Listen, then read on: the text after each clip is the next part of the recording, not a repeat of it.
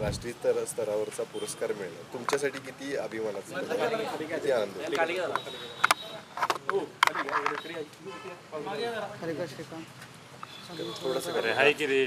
सुरू करू. राष्ट्रीय पुरस्कार मिळणं ही तशी महत्त्वाची गोष्ट आहे. एकूणच भारतीय चित्रपटसृष्टीमध्ये हा चित्रपट पुरस्कार सगळ्यात महत्त्वाचा समजला जातो आणि कमर्शियल कामापेक्षा ज्यांच्या कामात कला आणि समाजासाठी काही महत्त्वाचं मानलं जातं अशा कामांच्यासाठी हा पुरस्कार दिला जातो. म्हणजे मुख्य प्रवाहातल्या सिनेमांच्यापेक्षा जे काही महत्त्वाचं मानलं जाते भारतात त्यासाठी हा पुरस्कार जास्तीतपणे दिला जातो.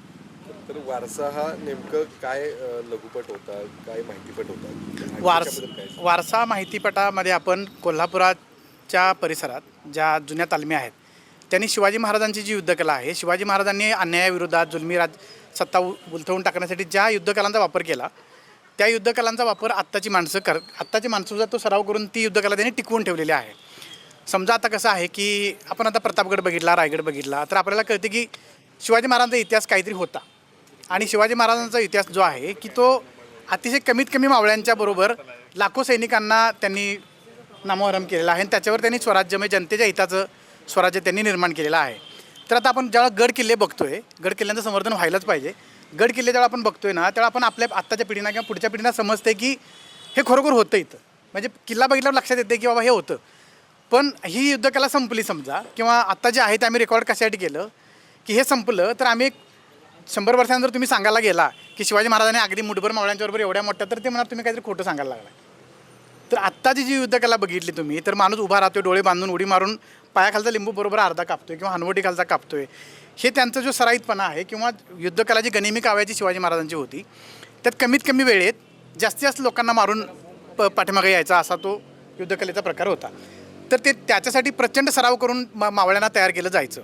तर ते काय पद्धतीनं तयार केलं जायचं ह्याचं उदाहरण आत्ता त्या ह्याच्यातनं आपण वारसामधनं दाखवलेलं आहे.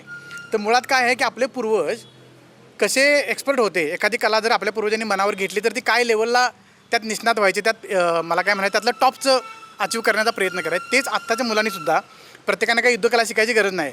तुम्ही क्रिकेट खेळत असा, तुम्ही किराणा मला दुकान काढा किंवा तुम्ही सलूनवाले असा तर तुम्ही तुमची कला फाईन करून त्यातलं जगातलं सगळ्यात मोठं तुम्ही मिळवू शकता. हे त्या युद्धकलेतून आपल्याला शिकायला मिळते. हेच आपल्याला जगासमोर आणायचं होतं म्हणून आपण वारसा ही शॉर्ट फिल्म केलेली. या चित्रपटाला याआधी देखील फिल्मफेअर अवॉर्ड मिळालेला आहे. आता सध्या परत राष्ट्रीय पुरस्कार मिळतो आहे.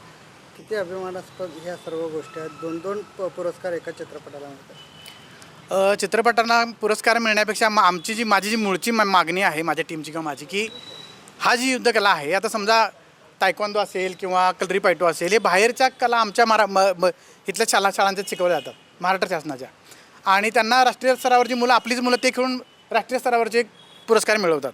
आणि आपली शिवाजी महाराजांची युद्धकला आहे ज्याच्यावर आपला अख्खा महाराष्ट्र उभा आहे किंवा जगात आम्हाला सांगणार काय नाही महाराष्ट्रात शिवाजी महाराजच आहे. शिवाजी महाराज सोडलं तर आम्हाला सांगणार काय नाही या जगाला.